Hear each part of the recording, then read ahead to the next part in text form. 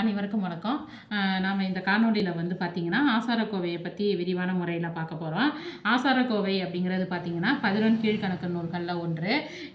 இதனுடைய ஆசிரியர் யாருன்னு சொல்லி பார்த்திங்கன்னா பெருவாயின் முள்ளியார். பிறந்த ஊர் பார்த்திங்கன்னா கயத்தூர். ஆசாரக்கோவை என்பது நல்ல ஒழுக்கங்களின் தொகுப்பு அப்படின்னு சொல்லி பொருள் அதுக்கு. இது வந்து ஒரு 11 கீழ்கணக்கு நூல்களில் ஒன்று. பாடல் எண்ணிக்கை பார்த்திங்கன்னா 100 வெண்பா. இதில் வந்து 8 ஒழுக்கங்களை பற்றி சொல்லியிருக்கிறாங்க. அதாவது நன்றி அறிதல் அப்படின்னு சொல்லி பார்த்தீங்கன்னா பிறர் நமக்கு செய்த உதவியை வந்து நம்ம மறவாமல் இருக்கணும்.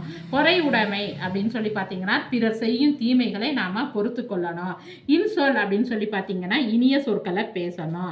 இன்னாதன எவ்வுயிருக்கும் அப்படின்னா எந்த உயிர்களுக்கும் நம்ம என்ன பண்ணாமல் இருக்கணும், துன்பம் செய்யாமல் இருக்கணும். கல்வி அப்படிங்கிறது என்னன்னு அர்த்தம்னா நம்ம கல்வி அறிவு பெற்றவர்களாக திகழ வேண்டும். ஒப்புரவு ஆற்றல் அறிதல் அப்படிங்கிறதுனா எல்லாரையும் நம்ம சமமாக பேணுதல் வேண்டும். அதாவது என்ன சொல்றாங்கன்னா ஏற்றத்தாழ்வு இல்லாத ஒரு நிலை வேண்டும் அப்படின்னு சொல்லி சொல்றாங்க.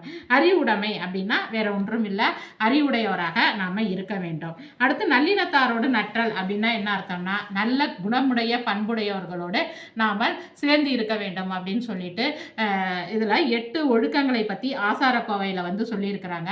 நம்ம ஆர்பி அகில் அகாடமியில் குரூப் 4க்கான மற்றும் குரூப் 2க்கான நேரடி மற்றும் இணைய வழி பயிற்சிகளும் சேர்க்கைகளும் நடைபெற்று கொண்டு இருப்பதால் தேவைப்படும் மாணவர்கள் டிஸ்கிரிப்ஷனில் கொடுத்திருக்கிற நம்பரை தொடர்பு கொண்டு பயன்பெறுமாறு கேட்டுக்கொள்ளப்படுகிறார்கள். நன்றி, வணக்கம்.